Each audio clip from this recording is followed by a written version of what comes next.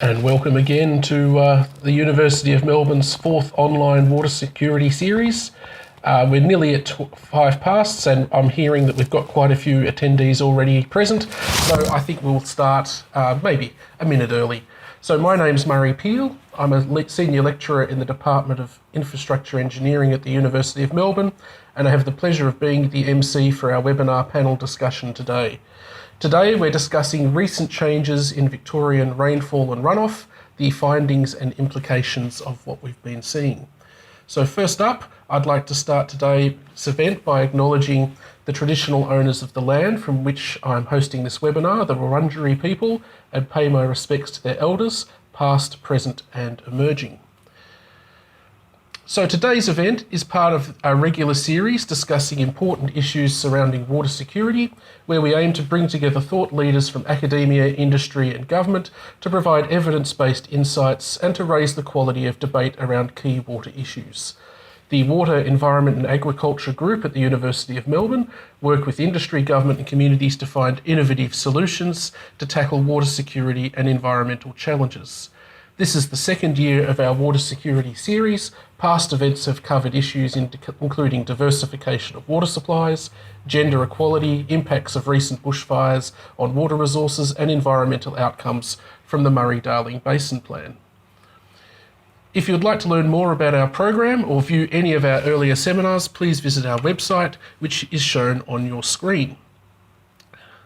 So for those who don't know me, I'm basically at the senior lecturer, as I said, in water resources, and I've got research interests in catchment hydrology, hydroclimatology, understanding the drivers of interannual variability of annual precipitation and runoff around the world, understanding and modelling the hydrologic impacts of land use change and climate change, and improving hydrologic modelling under changing conditions, and also drawing hydroclimatic insights from paleoclimatic information. So today it's my pleasure to now introduce the panellists that we've been having our discussion with today. So our first panellist that I'll introduce is Jeff Stendham. Jeff manages the Hydrology and Climate Science team in the Victorian Department of Environment, Land, Water and Planning. This team invests in a range of water and climate research activities, including the Victorian Water and Climate Initiative, which is part of the research that we'll be looking at today and discussing, and works with the Victorian water sector to help assess and apply the science. Jeff has a hydrology and water resources planning background, having previously worked for science and engineering consulting firms in Australia and the UK, prior to working in the department for the past 15 years. Welcome, Jeff. Thanks a lot, Murray. And our next panellist is Pandora Hope, Dr. Pandora Hope. She's a principal research scientist at the Bureau of Meteorology. Her research focuses on understanding the drivers of climate extremes, variability and change from a weather perspective. She's particularly interested in the southern Australian rainfall change, which we'll hear more of today, and a region where the signal of climate change is consistent across global climate models. Pandora is also a lead author on the current assessment for the Intergovernmental Panel on Climate Change. Welcome, Pandora. Our next panellist is Dr. Tim Peterson. Tim is a senior lecturer in the Department of Civil Engineering at Monash University. His research focuses on using observational data to quantitatively understand societally relevant long-term change in groundwater and streamflow, including hydrological resilience and the development of tools to allow others to identify such changes. Welcome, Tim. Thank you. Thanks, Murray. And our last panellist today is Dr. Margarita Saft. Margarita is a research fellow in the Department of Infrastructure Engineering at the University of Melbourne. Her research focuses on long-term changes in catchment functioning, shifts in rainfall runoff response associated with long droughts, and its implications for hydrological modelling and the impact of subsurface processes on runoff generation. Prior to her PhD, Margarita worked as an environmental consultant on major oil and gas, mining and infrastructure projects. Welcome, Margarita. Thanks, Murray. Hello, everyone. So thank you all for coming and joining the panel today. I'll provide a little bit of background to the topic that we're discussing now before we launch into questions, and then people can start to generate their questions online. So as many of our audience will be familiar, we've basically had a 13-year millennium drought in southeastern Australia from 1997 to 2009, and that has produced a wide range of catchment responses across Victoria. As expected during the drought, runoff production decreased across the state due to lower rainfall. However, some catchments produced significantly less runoff than expected due to changed rainfall-runoff relationships that emerged during the drought. It is now 10 years since the drought ended in 2010. What is less well known is that in many catchments that changed rainfall-runoff relationship during the drought, runoff production has not returned to pre-drought levels after the drought ended. While these changes in runoff response have been occurring in our Victorian catchments, the weather systems delivering rainfall to Victoria have also changed over the last 35 years. Low pressure systems have delivered less rainfall in winter, while thunderstorms have delivered more rainfall in summer. And we're thinking that the observed changes in cool season synoptic weather systems are linked to altered global atmospheric circulation patterns, while the increased summer rainfall associated with thunderstorm environments is due to warmer and more energetic storms. So today we're going to be discussing results from the Victorian Climate and Water Initiative, what we refer to as VicWACI, and which is basically been led by the Department of Land, Water and Planning project, and that supports the researchers at Melbourne Uni, Monash University, the Bureau of Meteorology and CSIRO Land and Water. And that project's been to investigate the impact of climate change and climate variability on Victoria's water resources. So this seminar presents an opportunity to hear the latest findings from the Melbourne, Monash and Bureau researchers who have been investigating the recent changes in Victorian rainfall and runoff, and to discuss the implications of those findings for how we model catchments, understand how catchments behave, and manage Victoria's water resources now and into the future. So before turning to the panellists to start asking questions that I've prepared earlier, I'd also encourage you to make use of the Q&A box, and you can start submitting your questions to the panel, and we'll try and get as many of those questions into the panel so that we can hear their answers. So I'll start asking questions of the panel. I'll start with Jeff. So Jeff, your team at DELP, you've been the driving force behind the VicWACI project that has supported the research that we're going to be talking about today. What was the reasoning behind initiating the VicWACI project? Thanks, Murray. So the reason we started the Victorian Water and Climate Initiative, or VicWACI, is because we want the water resource decisions that are made across the Victorian water sector, which can include policy decisions and infrastructure investment decisions, to be as well informed as they can be. The cumulative value of all the water resource decisions that we make across Victoria is obviously very large. So the improvements that we're making in scientific understanding through the research program provides a very significant return on this community investment in the research. So the better we can understand changes in our climate and water resources over past decades, what our current water resource position is today, and then what the future may hold, the better informed these decisions will be. And so support for this research is just one of the actions under the Victorian Government's water plan, Water for Victoria, and it leverages off other investments that we've made in this kind of research, including through, for example, the earlier Southeast Australian Climate Initiative, and also leverages off all the other research investments that other organisations nationally and internationally are making, and it regionalises that for Victoria, and it tailors it to the needs of the Victorian water sector. So it's really a regional climate and water resource research program tailored to the needs of the water sector, and we see it as having significant value for Victoria. Thanks, Jeff. While the questions are accumulating, we'll now move briefly to the rainfall side of things, and I'll ask Pandora, how have the weather systems that deliver Victoria's rainfall been changing over the last few decades? So, as Jeff said, we've had a few research programs building up to the Victorian Water and Climate Initiative, and the outcome from the Victorian Climate Initiative, which preceded this one, was really that the surface pressure has been increasing, particularly in the cool season, and we've seen that decline in cool season rainfall right across the state. Although there are some differences in the Far East, in East Gippsland, and I'll talk about them a little bit more. In this round of research, we've actually looked at the individual weather systems. As you talked about, there's less rainfall from some of the fronts or lows that we would expect to bring a lot of rainfall. And another really important factor is the number of highs has been increasing. And that's contributed to about 30% of the decline in rainfall. And as the global temperatures warm, we expect things like thunderstorms, really energetic small storms to increase in their energy or perhaps in the amount of moisture that they can hold, so they might become more intense.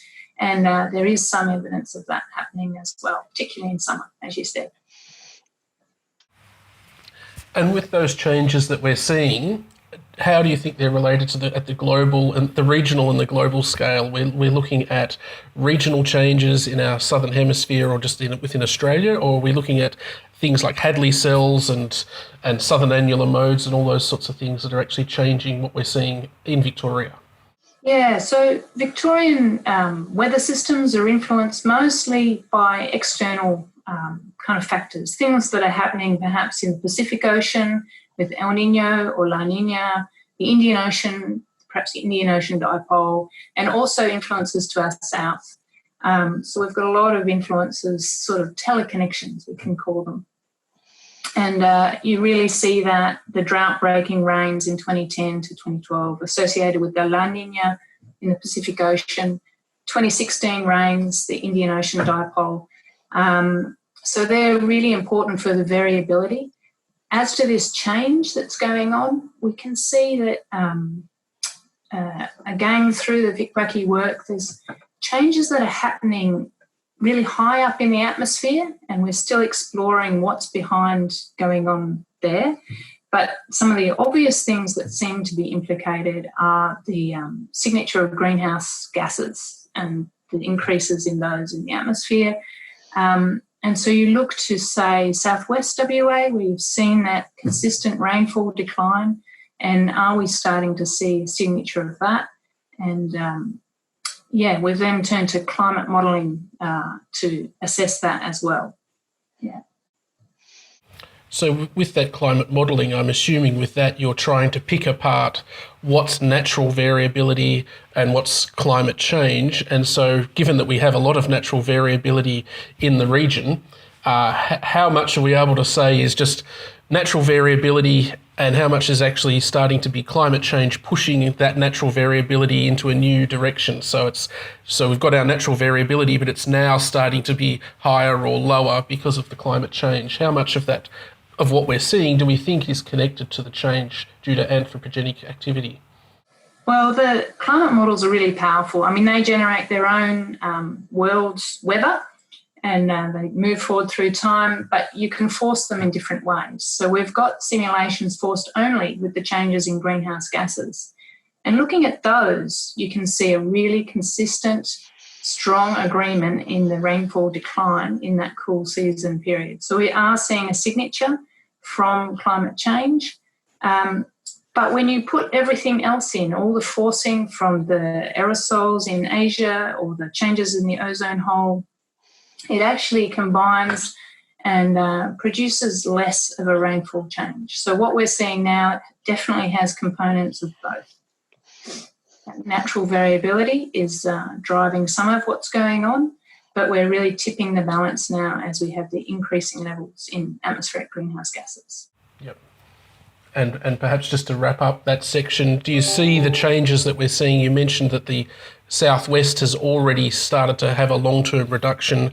The southeast has had a nasty drought, and we had a wet year or two, but now it's sort of dry again. Is it looking like we might be heading this way? This might be the future we need to get used to, or is this too early to say? I think if you are a conservative water planner, you might like to think that your 30-year average, over the last period might be something you might like to plan for. Yep. Because, as I said, that signature is there in the background, and although we've got variability on top of it, I wouldn't want to let people run out of water. Yep. Thanks, Pandora. I'll now move on to the runoff side of things. So we've been talking about how the rainfall has been changing and why that's occurring. So when that rainfall fell on the catchments to produce runoff during the Millennium Drought, we started to observe how there were some differences in the runoff that we produced. So I'll ask Margarita, so how did our annual rainfall runoff relationships behave across Victoria, both during the drought, so when the drought was occurring, but also after the Millennium Drought finished? Thanks, Mari. So as it has been stated before, we had less stream flow than in historical similarly dry years, and so we had less than expected. And there is a variety of methods to produce expectations, and they are very consistent with each other, and we had less than what we expect. So in terms of magnitude, we had about 1.5 times the normal change. So if the rainfall anomaly was about 15%, and the typical amplification of rainfall signal in the runoff is about 2.5, then we would expect 35-40% anomaly in stream flow. But the actual stream flow anomaly was 60%. So that's what was happening during the drought, and it was quite consistent. So about 98% of our study catchments saw some sort of reductions, and in 3/4 of the catchments, it was significant statistically. So after the drought, the rainfall anomaly for at least some years returned back to normal. So for 2010-2016, the average anomaly was virtually zero, but the average stream flow anomaly was about minus 20%, so 20% less than average. And for the average rainfall, we would expect average stream flow. So stream flow response is still different from what we saw before, from the historical behaviour, and this is a direct consequence of the drought change. Thank you.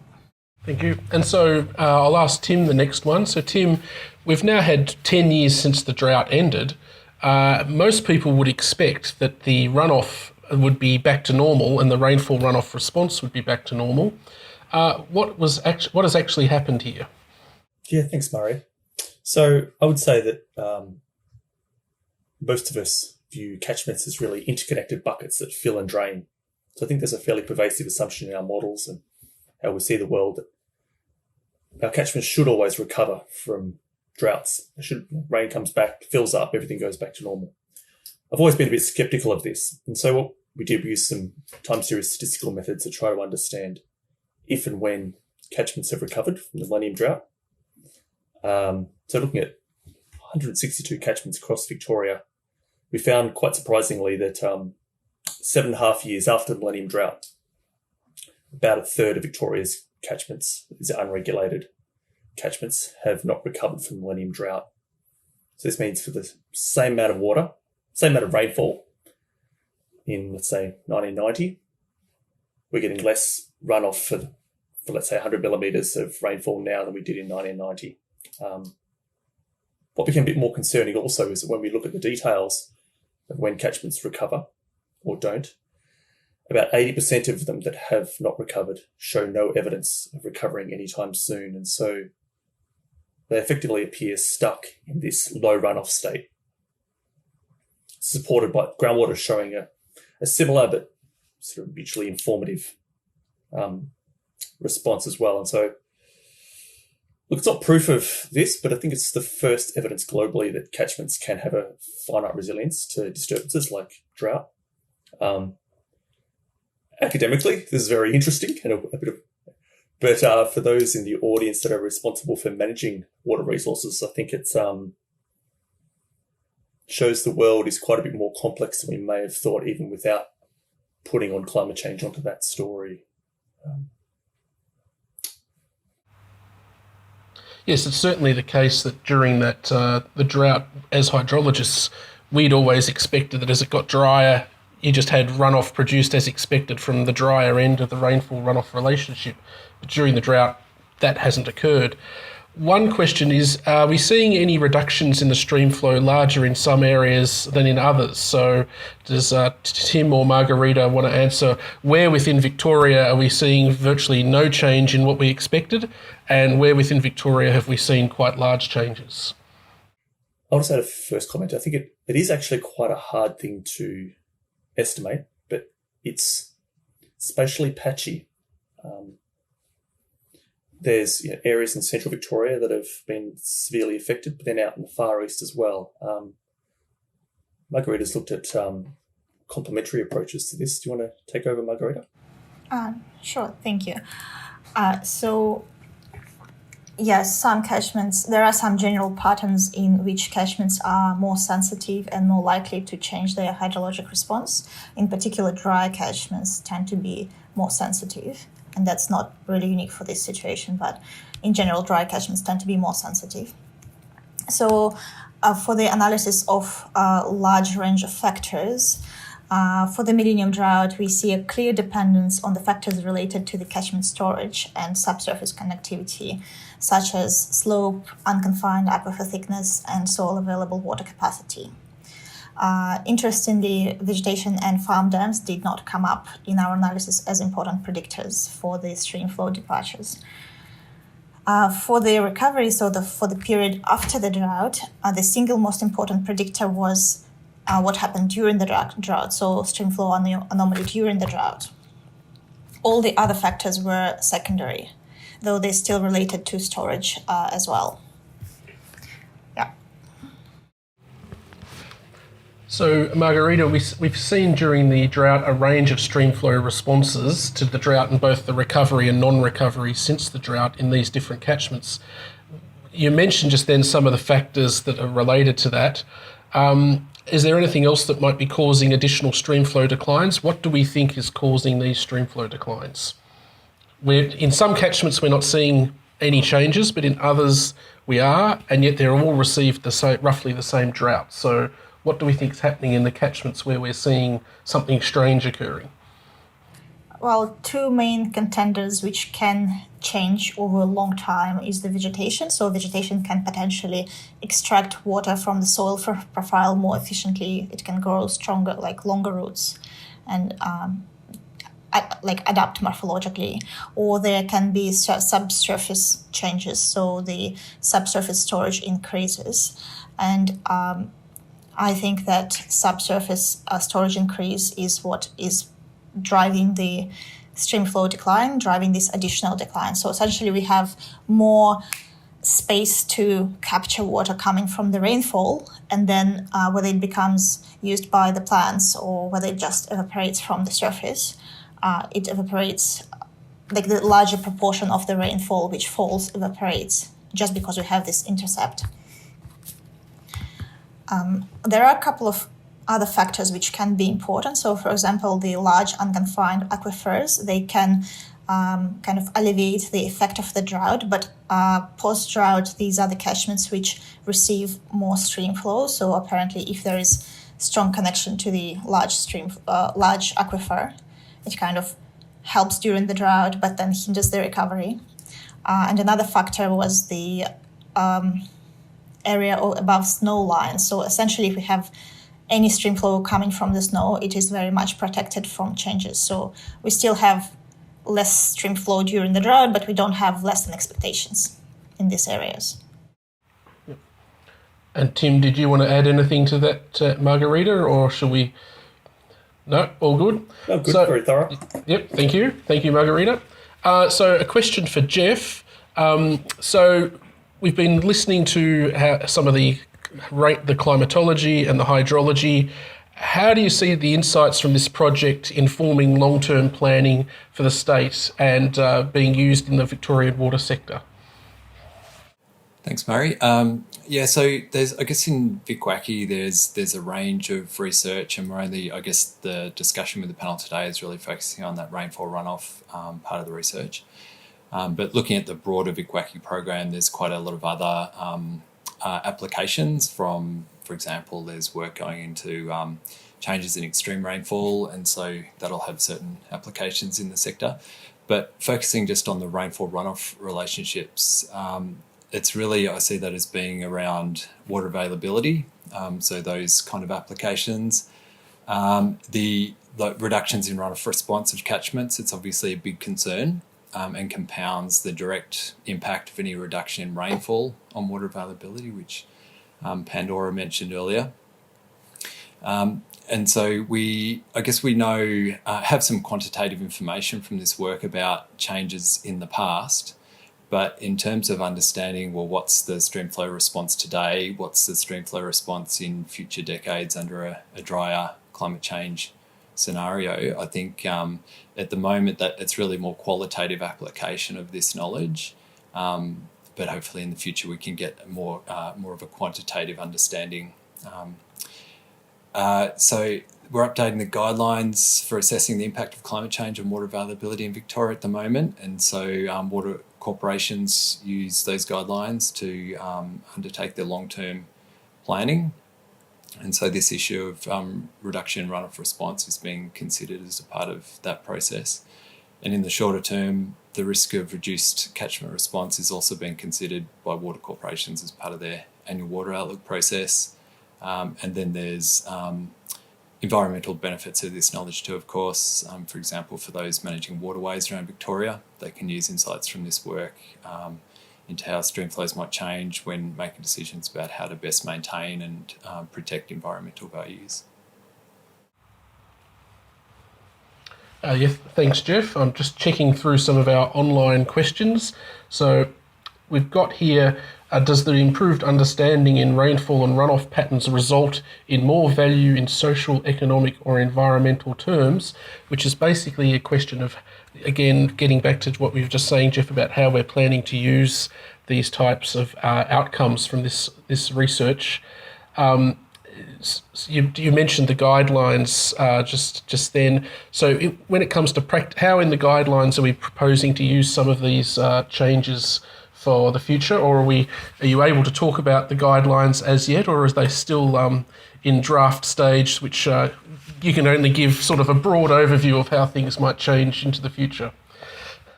Yeah, so still working through updating those guidelines, but I think certainly this issue is one of the challenging issues we do need to deal with and consider. I guess it's really at the moment, because of the information through the work, we have more quantitative information about past changes, but still, and we know there's something going on, so we know there's an issue here, but just the extent to which that affects catchment conditions today and then catchment conditions in the longer term under a drier future climate, we still need to get a better quantitative understanding of that so we can build it into our planning in a more quantitative way. So I guess at the moment, I think we don't have really the ability to do that, but we are finding a lot more out about this issue, and obviously it's an important one we need to better understand. Yep, thank you. Another question for Pandora. With the research you mentioned about identifying the weather systems, have you developed any new techniques as part of this research which people in the audience might think, that would be really useful, I'd love to know, I'd love to be able to use that and find out what's going on? So are there any new techniques that you've developed as part of this research? So the way to identify weather systems is not always obvious, but we've taken two different techniques of identifying fronts.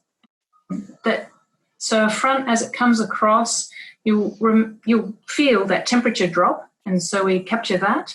But we also capture that wind shift, and so between the two of them, we can really identify the ones associated with heavy rainfall, not just ones that might be set up by the ocean-land contrast, say. And so we feel like this data set is really good, identifying kind of heavy systems that you associate with runoff generating environments. And we've done the same with the low pressure systems. We've combined two techniques to really identify the strong lows that are associated with heavy rainfall. But associated with these, and again with the question of, is climate change influencing any of this, those convective storms where you get uplift, but on a quite localised scale, it's hard to identify in the kinds of data we use for climate studies. It's quite broad scale. So we've used meteorological understanding to identify thunderstorm environments, so where you would be most likely to see this kind of uplift. And yeah, we're getting those together and have a chat to us if you're interested in using those. They're certainly available collaboratively at this stage. And we're talking with Jeff and the people at DELP about how we can give those out as ASCII GIS files, change factors in any of this. So please do ask if you're interested in that sort of stuff. Yeah. Certainly, because as hydrologists, we often just see a daily rainfall of 10 millimetres, and we might think, oh, it's summer, so it might be a thunderstorm, or it's winter, so it might be a front. But to actually know it's highly likely to be this and highly likely to be that makes a big difference, and also it gives us an idea of where the different systems and how they might be changing over time, which I find fascinating. So, yes. Yeah, and the data set goes from 1979 to 2015, so you can really explore those changes that you might find in the system. Yep. So a question from the audience. We've got a question about, with the shift in catchment runoff response, has that been observed in earlier droughts, say the 1982-83 drought? So Tim or Margarita, would either of you like to have a go at that? Yeah, thanks, Murray. So the techniques we developed, we analysed the whole historical record of rainfall, and it didn't require any assumptions of when a drought occurred or didn't occur. But what we found out was around 10 to 20% of the study catchments did actually change this low runoff state during the 82-3 drought. And the good news is that all of them had recovered a few years afterwards. So that gives us hope, firstly, that the catchments that have not recovered from the Millennium Drought hopefully they have a potential or a history of being able to recover. Also, it gives us the first bits of clues that we should be able to understand what drives this recovery a little bit more, because there's some examples for when recovery has occurred. And Margarita, anything? No? So another question from the audience is about evaporation. So assuming warmer soil has increased evaporation, evapotranspiration, are we seeing any link between small increases in temperature and large decreases in runoff? Margarita or Tim? Yeah, I can take that. So with the temperature specifically, no, not really. So temperature did not come up as an important factor. But potential evapotranspiration, which is like a joint measure of evaporative demand, including temperature and other factors, it was important. Interestingly, temperature anomalies during the drought were larger than PET, so potential evapotranspiration anomalies. But still, we can see the impact of potential evapotranspiration. So if the demand was more than usual in this catchment, then we had those extra streamflow reductions, and that's in line with what we expect. But I don't think that's the temperature impact as such. A more general question, possibly for Tim, Margarita, and maybe Jeff, is does a lower streamflow coming from the reduced rainfall runoff relationship imply that environmental flows need to be higher in some areas? And by higher, I assume they mean as a proportion of the total flow that's left. This may be a bit too philosophical. Jeff, do you want to? Sorry, could you repeat the last bit of that question, Murray? So with the rainfall runoff reductions occurring in catchments and possibly being an indication that they might be continuing into the longer term, do we need to consider potentially modifying our understanding of how much flow should be an environmental flow in some of those areas?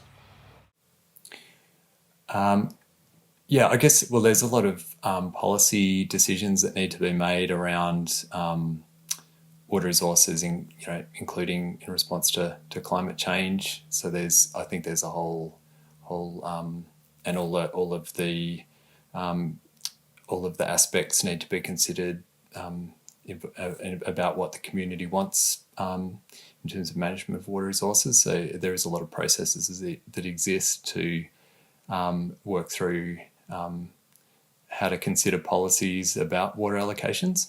And so I think this is just one issue that needs to be considered along with all of the other issues around water availability in making those kind of decisions. Thank you. Any other comments from Tim or Margarita? No. So I've got one here for Jeff and or Pandora. Interested on your thoughts with the VCP19 projections that use CCAM for downscaling, and they're showing much drier future conditions than in prior assessments. Should we be more concerned than we might have been a year or two ago?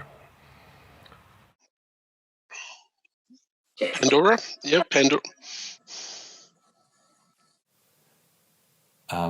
So whether Pandora wants to respond to this, but I guess there is, it is new information. There is a lot of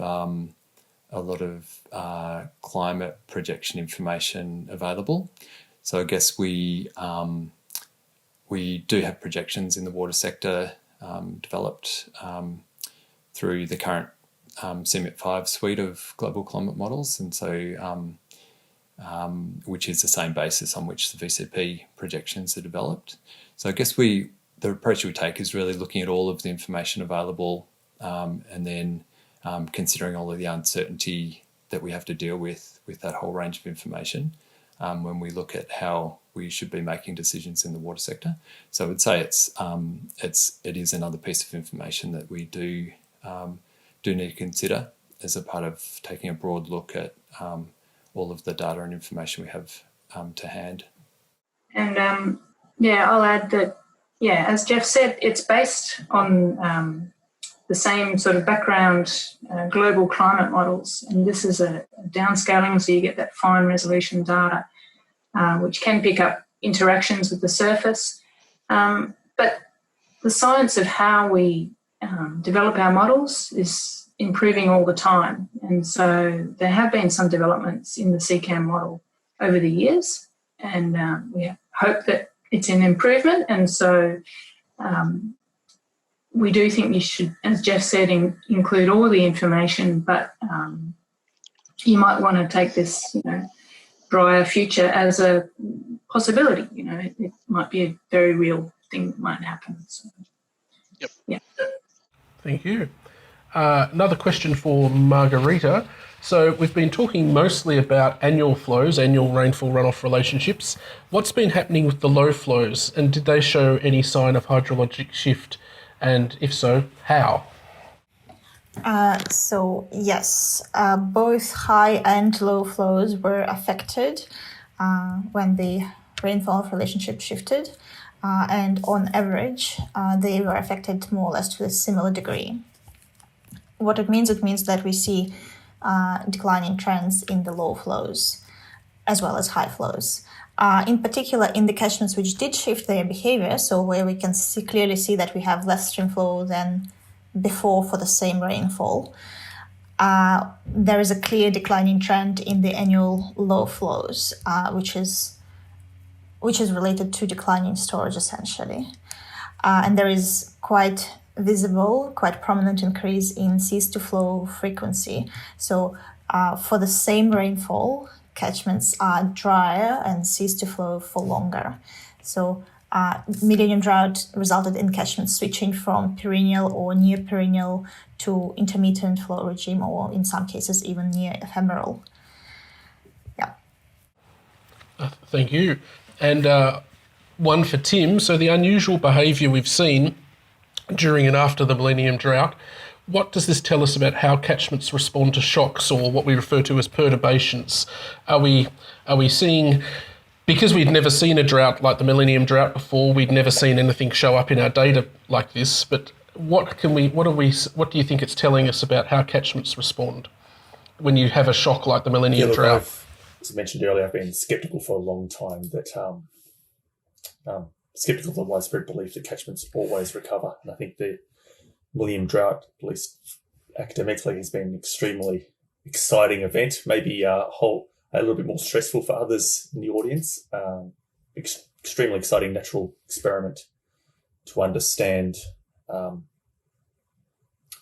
long-term behaviour we can expect for catchments. So if a catchment has, let's say, an infinite resilience and it always recovers, that means that no matter how big a disturbance is, like a drought, when that disturbance goes away, it'll always eventually come back.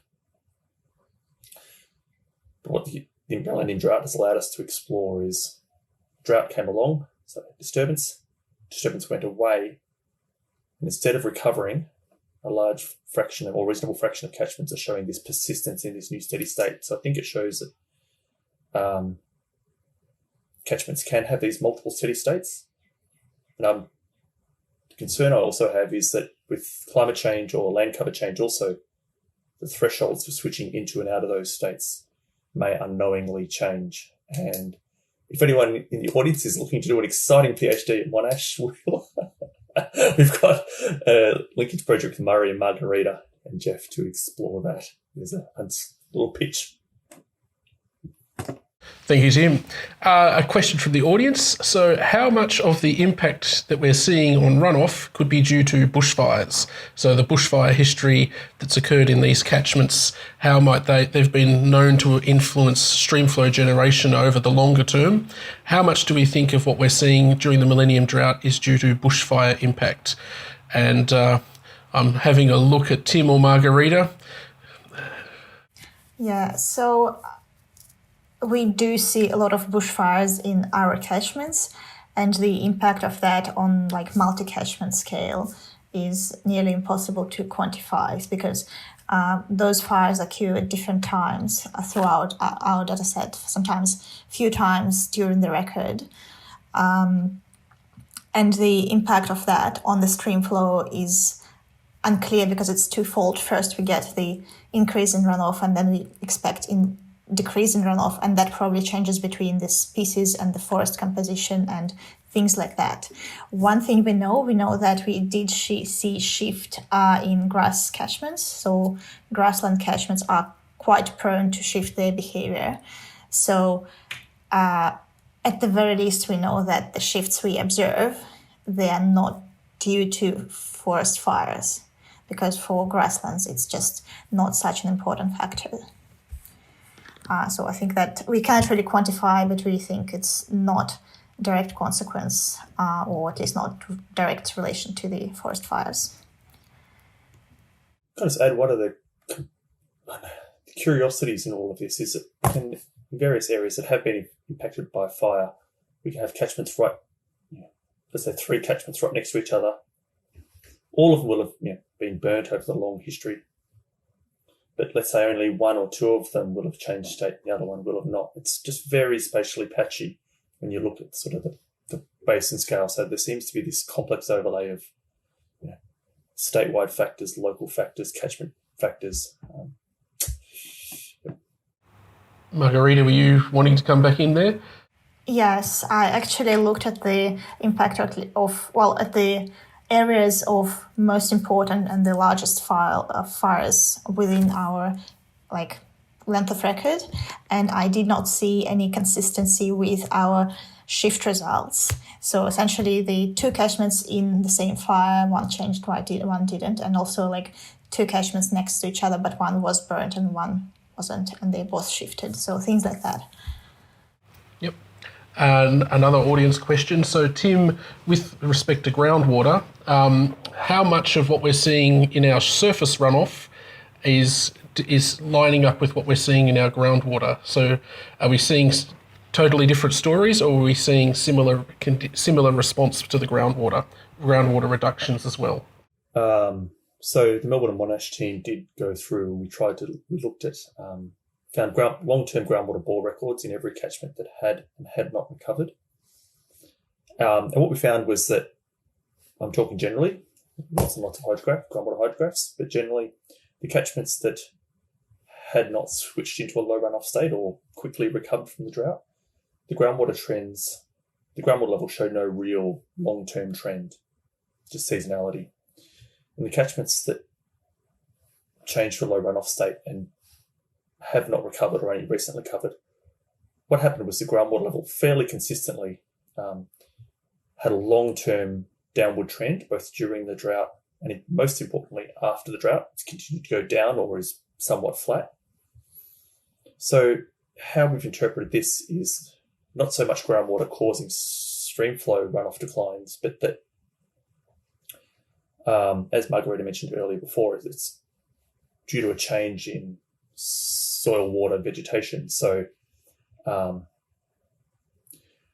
we think the plants are able to suck up more water from the soil moisture, which has reduced recharge, and that's why the groundwater level is dropping. So it's more like groundwater is caused by a similar driver as a stream flow. It's just expressing it in different ways. So cautionary note, though, is all of these groundwater hydrographs are in areas where there's very modest or almost no substantial groundwater usage outside of the management areas. So it's very hard to understand and tease this apart in the lowlands where there is groundwater usage. Thanks, Tim. As we get near the end of the webinar, I'll ask a couple of questions to Jeff about how some of this might actually get used by the water sector at large. So one question from the audience is, when we consider for water availability into the long term for planning purposes, should we be considering the recent, say, X being 10, 15, 30 years as indicative of current water availability, or should we be using the full record and going back to the beginning of the record? So thanks, Murray. I think what it really shows is we need to be prepared for a range of different possibilities here. So we do need to plan for a range of different scenarios, and so both of what you mentioned there are worth considering. So it is possible, like Pandora mentioned, that the recent experience of the past 25 or 30 years, it is possible that it could be our new future. But then at the same time, there's probably a lot of climate variability that's also been part of that experience over that recent period. And so we need to take a flexible, adaptive approach and consider a range of different possibilities so that we are prepared for whatever it is that we do experience into the future. Using the best science and information we have, which is really one of the big drivers for why we invest in this research, so we can find out as much as we possibly can, so we have the most informed decisions about how we should be applying the knowledge, but also just having the best understanding we can of what the future holds and what the current conditions are today from a climate and hydrology point of view. And another audience question, Jeff, is, will a summary of this information from VicWacky be published for community consultation and general digestion? It would be good for the public engagement around various different regions. So how are we going to see the results from this work as communicated out into the community at large? Yep. So I think the first thing to mention there is we're working on a synthesis report for the whole of the VicWacky program at the moment. So that includes this work about changes in rainfall runoff relationships. And so it'll tie together this work along with the rest of the work going on with the Bureau and CSIRO about understanding of climate, current climate, future climate, past climate, and also projections into the future. So the synthesis report will be going out later this year, and so that's an important one to look out for. In terms of the sort of regional part of that question, with the current program, we have tried to design it in a way that can give good regional information. So a lot of the work where we can, we've tried to include outputs that are map-based outputs that can show what the different research projects within VicWacky, what they mean regionally, and so there'll be a lot of map-based outputs that we can make available. I think in addition, like through the course of the program, we've tried to get the information out in a timely way rather than just waiting for the end. So we did put a fact sheet out on this particular rainfall runoff issue some time back. That's available on our website. If you do an internet search for Victorian Water and Climate Initiative, then that'll take you to the DELP webpage that has the fact sheet and other material, including a link to or how you can join up to our VicWacky webinar series. And so we're running these. We've only just recently started these. We're running those in the lead up to the release of the synthesis report later this year. And the VicWacky webinar series is a chance for us to present and the researchers to present on the various topics within the VicWacky program. And it happens that a week today, Margarita will be presenting on this topic as part of the VicWacky webinar series, and then Tim a week later. And so if people are interested in joining that webinar series, you just do an internet search for the Victorian Water and Climate Initiative, and you'll find on that webpage how to sign up for our newsletter so you can get access to those webinars. Thank you, Jeff. And I was about to ask a last question, but I've noticed the time, so we're out of time. And so what I'll do is I'll comment myself on a question, which was, how critical is it to continue to invest in R&D to inform future water management and potentially reform? So as a researcher, I think this is a really important question. And so it's very critical. And I'd also point out that we currently have an ARC linkage project with DELP and with Melbourne Water, with Tim and Margarita and myself, where we're basically going to be looking into some of the physical reasons for why these changes have occurred, but also the hydrologic modelling. How can we model these better? Because at the moment our models haven't done very well. If we calibrate them pre-drought and run them through the drought, they don't actually perform very well at all. So we're trying to improve how our models function under changing conditions. So that's an aspect of R&D that is currently being funded, and so more R&D is always important to understand how these things are going. So I'd like to thank our panel members today. So on behalf of the Water, Environment and Agriculture Program and University of Melbourne, I'd like to thank our panel for their contributions to the recent changes in Victorian rainfall and runoff, findings and implications discussions. So thanks, Jeff. Thanks, Pandora. Thanks, Tim and Margarita. And I'd also like to thank our audience for all your questions. And we couldn't get to all of them. I see there's still some more questions there that we haven't actually been able to attend to, but thank you for all of those. So it's good to see such a lot of interest in addressing important questions and important issues like this. So please note that the next water series seminar event will be on the 12th of August. It'll be industry panellists will be discussing the unintended impacts of poor water quality on animal health and production. So please go to the website to register your interest. As Jeff mentioned, the VicWacky webinars are also occurring, and Margarita's up soon and followed by Tim.